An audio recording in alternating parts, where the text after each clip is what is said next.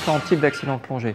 Pour ne pas rentrer dans le détail, nous, la plupart du temps, on part d'un principe que quand il y a des signes qui apparaissent après la sortie de l'eau, pour nous, c'est un accident de plongée jusqu'à preuve du contraire.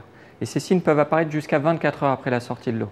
Donc s'il y a des signes, on ne réfléchit pas, on met l'oxygène, on hydrate et on alerte les secours. Généralement, c'est plutôt une fatigue très intense, inhabituelle, associée à un grand vertige, quelquefois un problème de surdité, quelquefois des fourmillements dans les bras, et puis dans de rares cas, ça peut aller jusqu'à une faiblesse musculaire, voire une paralysie.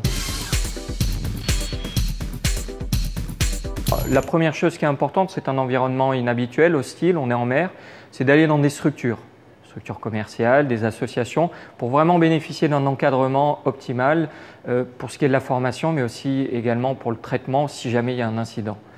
Ensuite, on insiste fortement sur l'importance de faire une visite médicale chez des médecins qui ont une compétence dans ce domaine-là pour pouvoir justement rechercher des contre-indications et puis dans un certain nombre de cas, lorsqu'il n'y a pas de contre-indication, proposer des conseils en fonction de son état. Parce que la plongée en fait est en train de s'ouvrir au plus grand nombre et on voit énormément de gens qui ont de la pathologie qui peuvent très bien plonger à une condition, c'est qu'on adapte un petit peu les profils en fonction de leur état physique.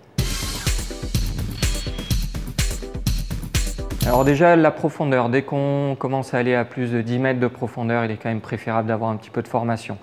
La deuxième chose qui est essentielle, c'est ne jamais plonger seul.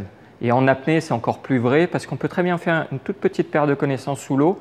Il suffit que le collègue le remonte son ami en surface et tout se passe bien. Si par contre on est seul, on coule, on se noie et on peut mourir sur quelque chose qui était une activité qui semblait complètement bénigne.